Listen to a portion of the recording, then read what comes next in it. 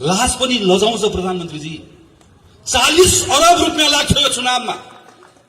मसँग सुका पनि छैन, मोहर पनि छैन, मेरो खुत्रुके खाली छ भनेर तपाईँ र मलाई खोप लगाउनको लागि प्रधानमन्त्री र मन्त्री माग्ने जस्तो खुत्रुके बोकेर माग्ने, सूचना निकाल्ने, ढाँटेको कुरा काट्ने पनि मिल्दैन भनेको यही।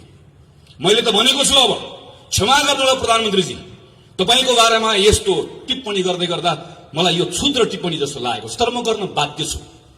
तपाईको यो कृत्य काम देखेपछि मैले भन्नुपर्ने भएको छ, तपाईको नाम बदलिदिनुहोस्। अब केबाट खड्ग प्रसाद ओली होइन, केपी ओली भनेको कृत्य प्रसाद ओली हो भनेर भन्ने बेला आएको छ। मलाई दुःख लागेको छ, तर भन्नुपर्ने अवस्था आएको छ। प्रधानमन्त्रीले यो तहको कृत्य गर्छ। म कमरेड केपी ओलीलाई यही मञ्चबाट प्रश्न गर्छु, यही मञ्चबाट मेरो प्रश्न छ, नागरिकको प्रश्न हो, तपाईले बताउनुपर्छ। तपाईले 2/3 बहुमत प्राप्त गर्नुभयो भने संविधानको कुन चाहिँ धारा संशोधन गर्न खोज्नु भएको बताउनुपर्छ। म भन्छु तपाईले कुन चाहिँ धारा संशोधन गर्न खोज्नु भएको। कालो टोपी लगाएर जुलुसमा आउन पाइन्न अहिले जहाँ प्रधानमन्त्री हुनुहुन्छ। प्रधानमन्त्रीको अगाडि कालो लुगा लाएर उभिन पाइन्न। राजा ज्ञानेन्द्रको अगाडि उभिएर आएको हामी आज संविधानमा संशोधन गर्न प्रधानमन्त्रीले चाहनु भएको कुरा, हाम्रो बोल्न पाउने, हिँड्न पाउने, लेख्न पाउने, हाम्रो अभिव्यक्ति राख्न पाउने, हाम्रो फरक मत राख्न पाउने, हाम्रो अधिकारलाई यो राजाले जसरी खोसे त्यही कुरा संशोधन गर्नका निम्ति प्रधानमन्त्री 2/3 बहुमतको खोजी गर्दै हुनुहुन्छ। होइन भने 2/3 बहुमत नभएर संसद भङ्ग गर्छु, मलाई 2/3 बहुमत चाहियो भनेको के को लागि? राष्ट्रपतिको शीतल निवासबाट षड्यन्त्रको गन्ध आउँदैछ, यो पटक्कै भन्ने मन होइन। बडो सम्मानका साथ तपाईको नाम लिने इच्छा हो, तर तपाईको हरकतले हामी भन्न बाध्य भएका छौं, तपाई हाम्रो राष्ट्रपति होइन, तपाई केपी ओलीको एउटा गुटपति हो। राष्ट्रपति एउटा गुटपतिमा सीमित रहनु भयो। त्यसैले मेरो त तपाईलाई आग्रह छ, यत्रो धेरै राजनीति गर्ने रहर छ भने छोडिदिनुस् न, आउनुस् यहाँ तपाईहरुको कार्यालय छ कतातिर, धुम्मराईतिर।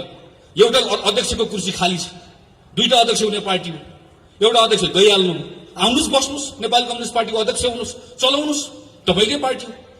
तपाई पार्टी चलाउनलाई, तपाईको गुट चलाउन त्यत्रो आतुरता छ, तपाईलाई देश चलाउने जिम्मा भन्दा त्यो महत्त्वपूर्ण, आउनुस्। तर तपाईले सक्नु भएन। तपाईहरु हुनुहुन्थ्यो कहाँ? तपाईहरु मध्ये एकजना पाइलट भन्दै प्लेन चलाउने कुरामा मज्जाले तम्सेर बस्नु भएको थियो। तपाईहरु मध्ये एकजना मौका परेको बेलामा माओवादीलाई घचेटेर निकाल्ने हो, हामी पूर्व एमाले एक हुने हो कमरेड भनेर मख परेर मजाले तपाई घुम्दै हुनुहुन्थ्यो। तपाईहरु मध्ये एकजना सर्प पाल्दै हुनुहुन्थ्यो। तपाईहरु मध्ये एकजना चुनाव हारेर पनि झ्यालबाट छिरेर राष्ट्रसभाको लोगो लगाएर तपाईलाई माननीय हुन हतार भएको थियो।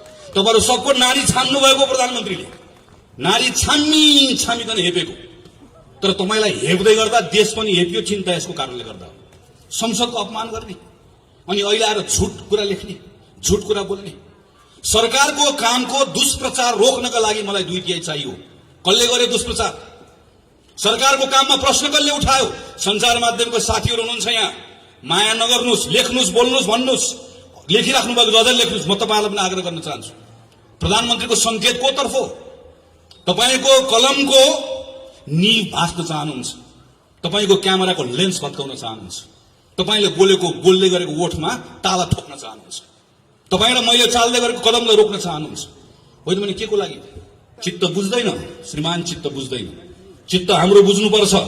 न्याय गरे भनेर मात्र हुँदैन, न्याय गरेको देखिनुपर्छ।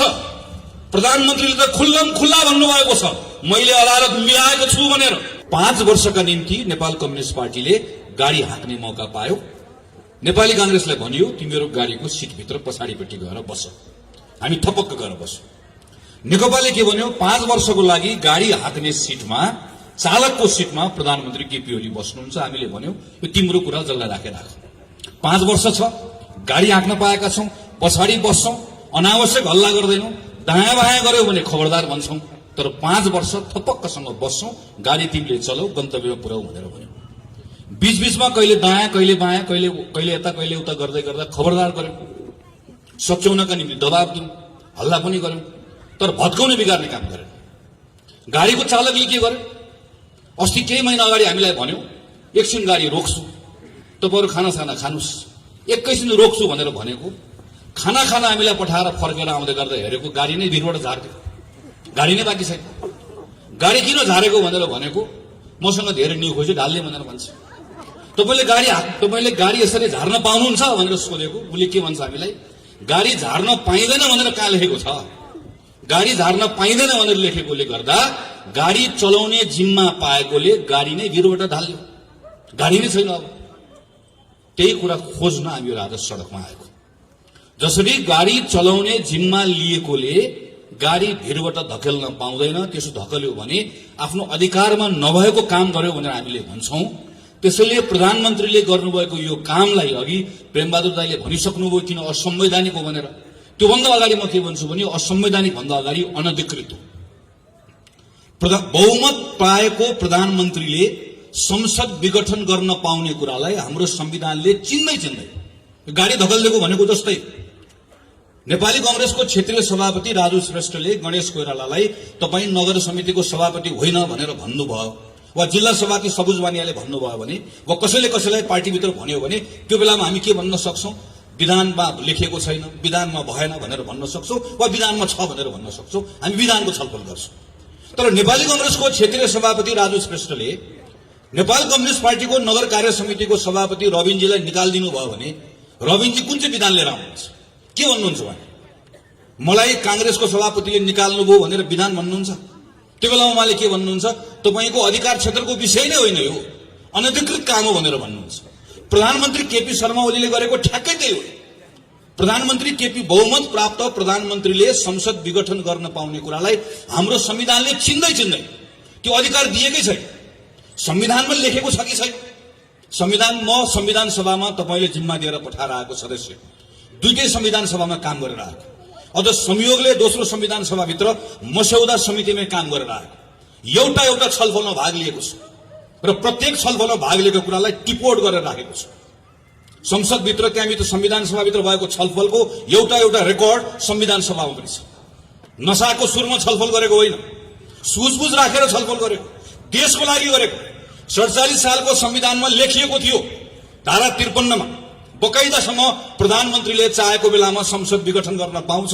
हामीले गर्यौं, सही गर्यौं, गलत गर्यौं, तर संविधानमा लेखेको थियो, त्यो लेखेको कुरालाई प्रयोग गर्यौं। मनमोहन अधिकारीले, सूर्यबहादुर थापाले, शेरबहादुर देउवाले पालै पिलो त्यही धारा टेकेर संसद विघटन गर्ने सिफारिस गर्नुभयो। एउटा अनुभव गर्यौं, त्यो अनुभवबाट एउटा निष्कर्षमा पुग्यौं, नेपालमा संसदीय व्यवस्था चलाउनका निम्ति केही विशिष्ट प्रावधान राख्नुपर्छ।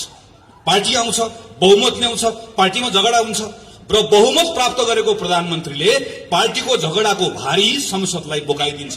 त्यसैले पार्टीको झगडाको छाया संसदमा पर्नु, त्यसकारणले गर्दा संसदलाई अलग्ग जोगाउनुपर्छ। त्यसका निम्ति एकातिर बहुमत प्राप्त गरेको प्रधानमन्त्रीलाई 2 वर्ष छुन नपाउने व्यवस्था पनि संविधानमा लेखौं, बहुमत प्राप्त गरेको प्रधानमन्त्रीले संसद भंग गर्न नपाउने कुरा पनि संविधानमा लेखौं भनेर लामो छलफल गरेर विद्यादेवी भण्डारी, केपी शर्मा ओली, पुष्पकमल दाहाल, शेरबहादुर देउवा सबैजना भएको संविधान सभाले बनाएको संविधान हो। यो कुनै अलमलै छैन, जानेर लेखेको, लामो छलफल गरेर लेखेको। यत्रो कुरा लेख्दै पनि, यत्रो कुरा सबै प्रश्न हुँदै पनि यदि यो संविधान सभाले बनाएको संविधानमा युगमा नलेखेको कुरा सदर गरिन्छ भने त्यो बेलामा संविधानमा एउटा धारा थपिदिए हुन्छ र धारामा प्रश्न लेख्दै हुन्छ, प्रधानमन्त्री सनक्क सन्किएको बेलामा, रिस उठेको बेलामा संसद भंग गर्न पाइनेछ भनेर बगैँचा लेख्दै हुन्छ।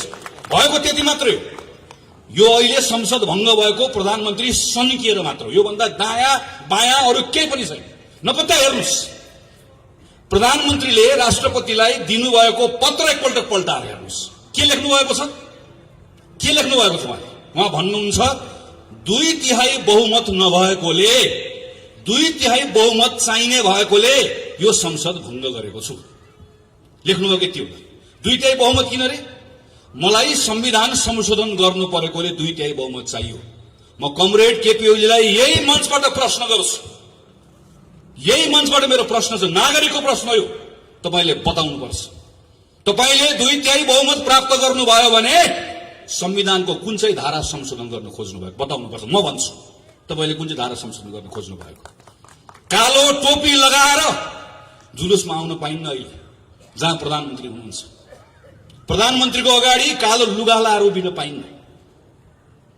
राजा ज्ञानेन्द्रको अगाडि उभिएर आएको हामी आज संविधानमा संशोधन गर्न प्रधानमन्त्रीले चाहनु भएको कुरा हाम्रो बोल्न पाउने, हिँड्न पाउने, लेख्न पाउने, हाम्रो अभिव्यक्ति राख्न पाउने, हाम्रो फरक मत राख्न पाउने, हाम्रो अधिकारलाई यो राजाले जसरी खोसे त्यही कुरा संशोधन गर्नका निम्ति प्रधानमन्त्री 2/3 बहुमतको खोजी गर्दै हुनुहुन्छ। होइन भने 2/3 बहुमत नभएर संसद भङ्ग गर्छु, मलाई 2/3 बहुमत चाहियो भनेको के को लागि? संविधानमा कुन चाहिँ धारा संशोधन गर्न खोजेको? प्रधानमन्त्रीले पत्रमा लेख्नुभयो मैले नक्सा बनाए, त्यो नक्साभित्र भएको भूभाग ल्याउनका निम्ति मलाई 2/3 बहुमत चाहिएको छ। देशभक्त नेपालीहरूको देशभक्तिको अपमान गर्ने, तपाईको प्रतिनिधि भएर गएको संसदमा एउटा रेकर्ड पल्टाएर हेरियोस्, संसदभित्र बोलेको कुरा हेरियोस्, संसदको समितिमा बोलेको कुरा हेरियोस्। प्रेसमा नक्सा छापेर कोही ठूलो हुँदैन भनेर प्रधानमन्त्रीले भन्दै गर्दा यही नेपाली कांग्रेस हो सबैभन्दा पहिला वक्तव्य निकालेर प्रधानमन्त्रीले आग्रह गर्ने, आग्रह मात्र होइन दबाब दिने। म नेपाली कांग्रेस मात्र भन्दिन, नेपाल कम्युनिस्ट पार्टी पनि हो, मधेसको पार्टी पनि हो। संसदभित्रको एउटा सांसद बाहेक सब सांसद एक ठाउँमा उभिएको, भोलि पनि उभिन्छ। सिङ्गो संसदले पारित गरेको होइन यो नक्सा, सिङ्गो संसदले प्रधानमन्त्रीलाई आड भरोसा दिएको होइन हाम्रो भूमि फिर्ता ल्याउनलाई, संसदको अपमान गर्ने अनि अहिले आएर झुट कुरा लेख्ने, झुट कुरा बोल्ने। सरकारको कामको दुष्प्रचार रोक्नका लागि मलाई 2/3 चाहियो। कसले गरे दुष्प्रचार? सरकारको काममा प्रश्न कसले उठायो?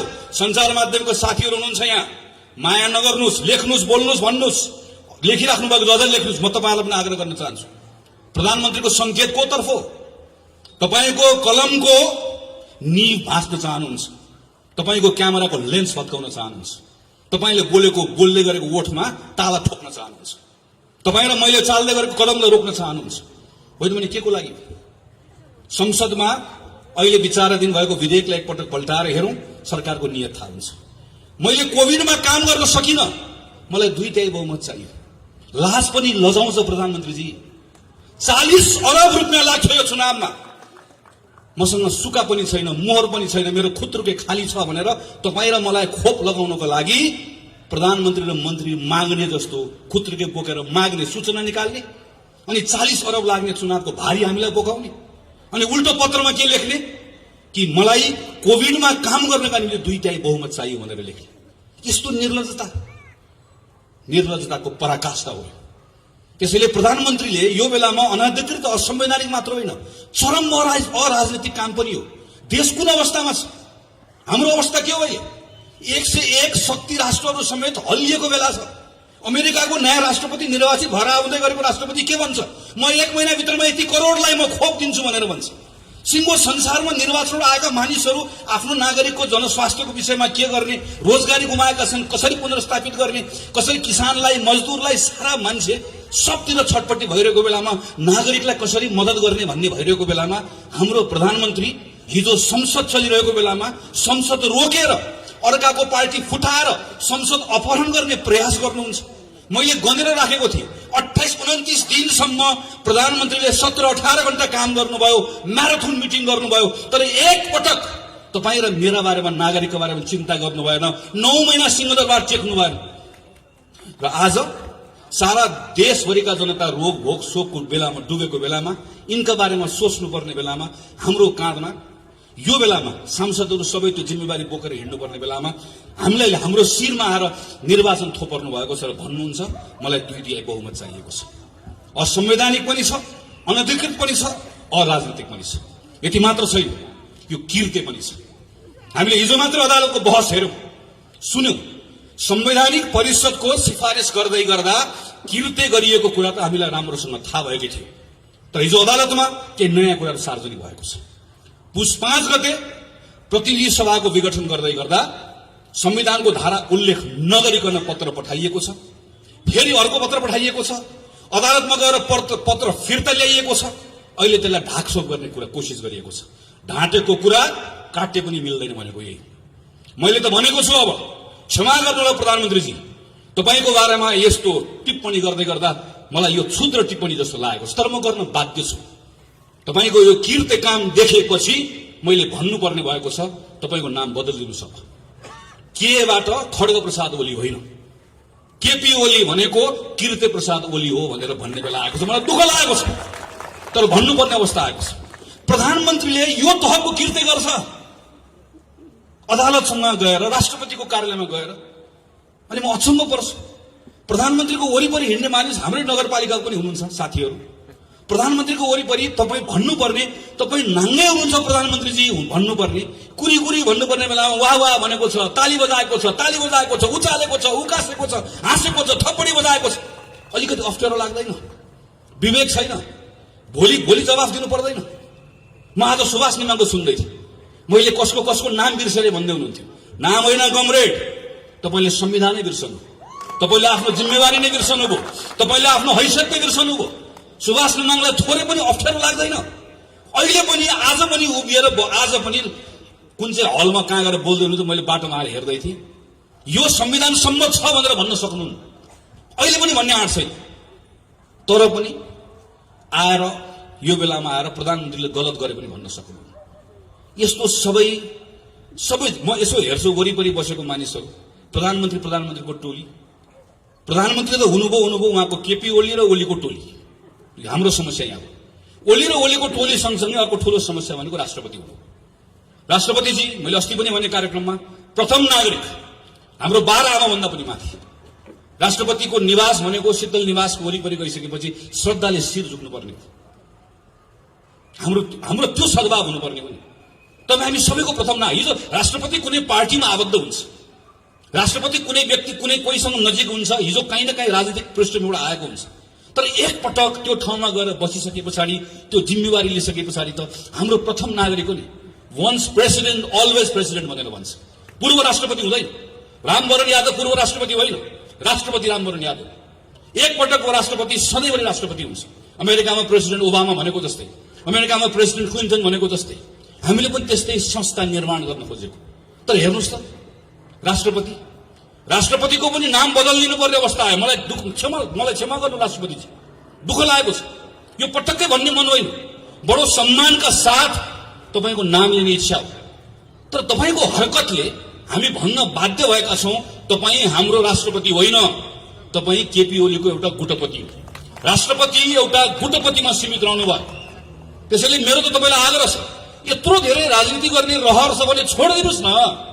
आउनुहोस् यहाँ तपाईँहरूको कार्यालय छ कतातिर, धुम्मराईतिर एउटा अध्यक्षको कुर्सी खाली छ, 2टा अध्यक्ष हुने पार्टी हो, एउटा अध्यक्ष गइहाल्नु। आउनुहोस्, बस्नुहोस्, नेपाली कम्युनिस्ट पार्टीको अध्यक्ष हुनुहोस्, चलाउनुहोस्, तपाईँकै पार्टी। तपाईँ पार्टी चलाउनलाई, तपाईँको गुट चलाउन त्यत्रो आतुरता छ, तपाईँलाई देश चलाउने जिम्मा भन्दा त्यो महत्त्वपूर्ण। आउनुहोस्, तर तपाईँले सक्नु भएन। तपाईँ हाम्रो राष्ट्रपति हुन सक्नु भएन। राष्ट्रपतिले सम्मान आर्जन गर्ने भनेको त, आस्था भनेको त जित्ने हो नि बाबा। जबरजस्ती गरेर मलाई सम्मान नै भने भनिदिन्छु नि, अगाडि त भनिदिउँला। तर आस्था भनेको त यहाँबाट आउँछ, हृदयबाट आउँछ नि। तपाईँले गुमाउनु भयो। जसरी प्रधानमन्त्री केपी शर्मा ओली र उहाँको टोली, यसको सबैभन्दा ठुलो यो संवैधानिक अपराधको, यसको कुको सबैभन्दा ठुलो यसको जिम्मेवार हो, यसको साझेदार राष्ट्रपति हो। यो परिस्थिति निर्माण गर्नेमा अर्को ठुलो जिम्मेवारी उहाँले बोक्नै पर्छ। त्यो जिम्मेवारी बोक्ने भनेको नेपाल कम्युनिस्ट पार्टीको अर्को टोली हो। मैले आजभोलि उहाँहरूलाई के भन्ने गरेँ, नेपाल कम्युनिस्ट पार्टी कोष्टमा हामी यहाँ छौँ। उहाँहरूलाई त्यसो गरी चिन्न सजिलो हुन्छ। कसरी चिन्ने नभए नेपाल कम्युनिस्ट पार्टी हामी यहाँ छौँ भनेपछि थाहा हुन्छ हामीलाई। जहाँ अहिले आजभोलि लेखेर राख्नुहुन्छ हामी यहाँ छौँ भनेर। मेरो उहाँहरूलाई धेरै कुरा छैन, मैले खालि उहाँहरूलाई केही कुरा स्मरण गराउने मात्रै हो। भेटेर स्मरण गराउने मन छ, दिनहरू मितिहरू स्मरण गराउने मन छ। हामीले संसदमा लडेको बेलामा तपाईँहरू कहाँ हुनुहुन्थ्यो? आज राष्ट्रपतिले यो भन्दै गर्दा कति पटक भन्यो तपाईँको अगाडि संसदमा, त्यो बेलामा तपाईँले के गर्नुभयो? राष्ट्रपतिको शीतल निवासबाट षड्यन्त्रको गन्ध आउँदैछ भन्दै गर्दा तपाईँलाई सत्ताको सुगन्ध मात्रै आयो, कहिले तपाईँलाई गन्ध आएन। तपाईँले त्यो बेलामा तपाईँलाई त्यही तातो लाग्यो, न्यानो लाग्यो। हामीले तपाईँलाई कति पटक भन्यौं सभामुख मात्रै हुनुहुन्छ, उपसभामुखको चयन गरौं, संसदको बैठक अवरुद्ध गरौं। उपसभामुख भएको भए आज संवैधानिक परिषदको अवस्था यो हुँदैन थियो। हामीले तपाईँलाई कति पटक भन्यौं अदालत नचलाउनुस्, अदालत चलाउनु भयो, त्यो भन्दै गर्दा तपाईँ कहाँ हुनुहुन्थ्यो? हामीले तपाईँलाई कति पटक भन्यौं निर्वाचन आयोगको पवित्रतालाई कायम राखौं, आज मेरो सूर्य कहाँ गयो भनेर खोज्दै हिँड्नु परेको छ। हामीले हिजो भन्दै गर्दा कहाँ हुनुहुन्थ्यो? तपाईहरु हुनुहुन्थ्यो कहाँ? तपाईहरुमध्ये एकजना पाइलट भन्दै प्लेन चलाउने कुरामा मज्जाले तम्सेर बस्नु भएको थियो। तपाईहरुमध्ये एकजना मौका परेको बेलामा माओवादीलाई घचेटेर निकाल्ने हो, हामी पूर्व एमाले एक हुने हो कमरेड भनेर मख परेर मजाले तपाई घुम्दै हुनुहुन्थ्यो। तपाईहरुमध्ये एकजना सर्प पाल्दै हुनुहुन्थ्यो। तपाईहरु मध्ये एकजना चुनाव हारेर पनि झ्यालबाट छिरेर राष्ट्रिय सभाको लोगो लगाएर तपाईलाई माननीय हुन हतार भएको थियो। तपाईहरु सबको नाडी छान्नु भएको प्रधानमन्त्रीले, नाडी छामीकन हेपेको। तर तपाईलाई हेप्दै गर्दा देश पनि हेपियो, चिन्ता यसको कारणले गर्दा। तपाईका बारेमा धेरै कुरा भन्नु छैन, अहिले समयले हिसाब गर्छ। आजको चिन्ता भनेको हाम्रो संविधानलाई हेपिएको छ, देशलाई हेपिएको छ, हाम्रो चिन्ता यो।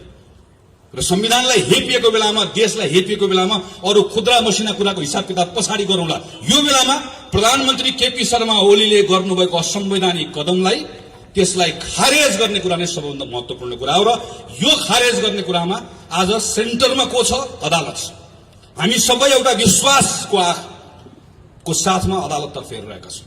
अदालतले न्याय गर्नुपर्छ, अदालतले विवेक पुर्याउनुपर्छ। अदालतमाथि पनि थुप्रै प्रश्नहरू उठेका छन्। ती सबै प्रश्नहरू हामी सडकबाट खारेज गर्न सक्दैनौँ। अदालतको निर्णयले ती प्रश्नहरू खारेज गरिदियोस् भन्ने हामी चाहन्छौँ। अदालतमा हिजो पार्टीमा आबद्ध भएका मानिसहरू पनि पुगेका छन्, पुग्छन्। म त्यसलाई अनौठो मान्दिनँ, अनौठो मात्र होइन, म त्यसलाई स्वाभाविक मान्छु।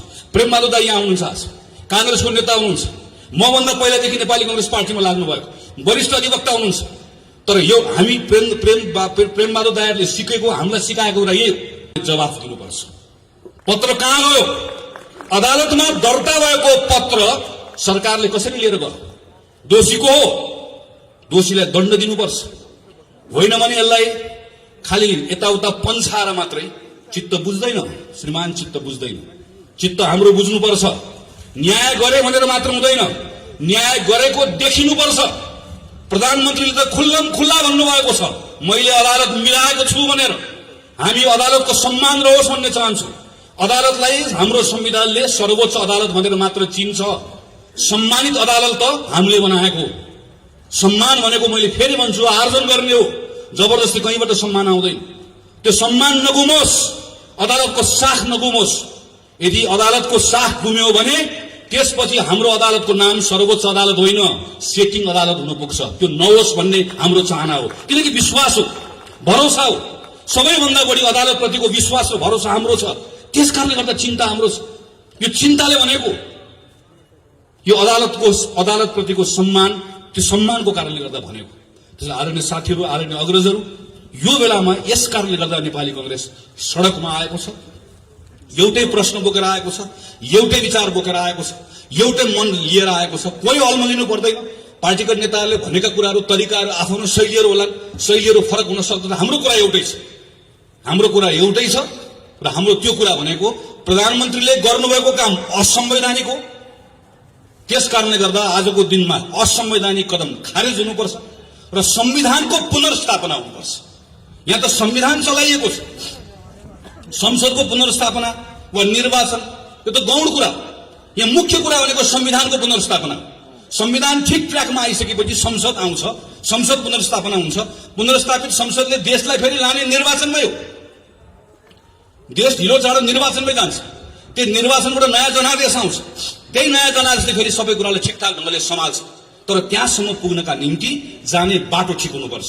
र त्यो जाने बाटो भनेको विधिको बाटो, प्रक्रियाको बाटो। त्यो विधिको बाटोबाट, प्रक्रियाको बाटोबाट जाँदै गर्दाखेरि यो बेलामा जाने जम्मा एउटा बाटो छ। सर्वोच्च अदालतप्रतिको हाम्रो विश्वास छ, हाम्रो भरोसा छ। प्रधानमन्त्रीले जे कुरा भन्नुभएको भए पनि, बाहिर जे हल्ला चलेको भए तापनि ती सारा कुरालाई अदालतले खारेज गरिदिन्छ र अदालतले न्याय गर्छ, अदालतले विवेक पुर्याउँछ, संविधानको पक्षमा उभिन्छ र त्यही निर्णयबाट संविधान सच्चिने काम हुन्छ। आदरणीय साथीहरू, यो बेलामा कांग्रेस यस कारणले गर्दा पनि अरू बढी चिन्तित हुनु परेको छ। किनकि संविधानमाथि प्रश्नहरू उठ्दै गर्दा संविधानको धाराहरूमा त चलाइएको हुन्न, संविधानप्रतिको विश्वास पनि चलाइएको हुन्छ। 15 सालमा संविधान बन्यो, 17 सालमा राजा महेन्द्रको महत्वाकांक्षाले खायो। राजा महेन्द्रले महत्वाकांक्षा नराख्नु भएको भए आज हामीसँग 60 वर्षको संसदीय प्रजातन्त्रको इतिहास रहन्थ्यो र आज संवैधानिक राजतन्त्र पनि रहन्थ्यो। केही फरक पर्दैन थियो।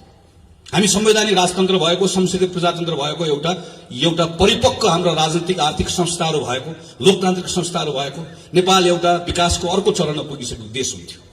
यो पुस्ताको नेपालीहरू काम खोज्नको लागि कतार इजरायल जानु पर्दैन थियो। हाम्रो 30औं वर्ष खेर गयो। 40 सालपछि अघि सभापतिले चर्चा गर्नुभयो, म त 48 सालको एसएलसी दिएको मान्छे। 40 सालको आन्दोलनमा त क्लास 9 मा पढ्थे। प्रजातन्त्र जिन्दाबाद भन्दै भन्दै बाहरू सबै हामी पनि हिँड्यौं। सबै कुरा बदलिन्छ भन्ने लाग्यो। गल्ती हामीले पनि गर्यौं, कमजोरी हामीले पनि गर्यौं।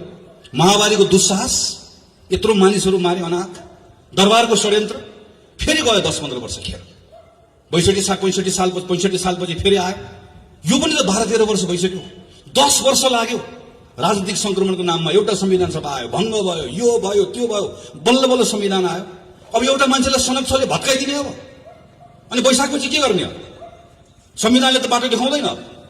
अनि फेरि अर्को एउटा कोर्समा जाने, फेरि एकपटक फेरि प्रजातन्त्र गुमाउने, अनि अलि वर्षपछि अर्को पुस्ता आउने, अनि त्यो बेलामा फेरि हामी सिनियर हुने, त्यो पुस्ताले आएर फेरि उसले आएर फेरि आन्दोलन गर्ने, अनि आन्दोलनबाट फेरि प्रजातन्त्र पुनर्स्थापना हुने, घुमिराख्ने हामी के अगाडि बढ्ने हो?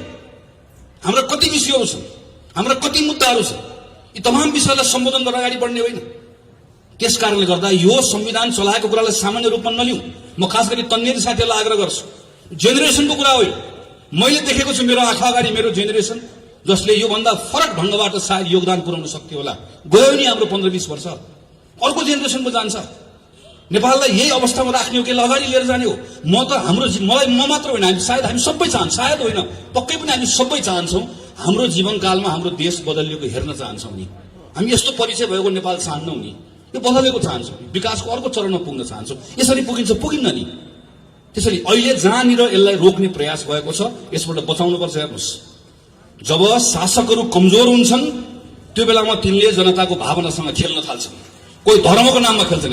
हेर्नुहोस् त कहिलेकाहीँ मान्छे त कोही के भनेर आउँछ, जसले हिजो मौका पाएको बेलामा हाम्रो मन्दिरको मूर्ति छाडेन, उसले तपाईँ र मेरो मन्दिर जोगाउँछु भनेर आउँछ, तपाईँ र मेरो धर्म जोगाउँछु भनेर आउँछ।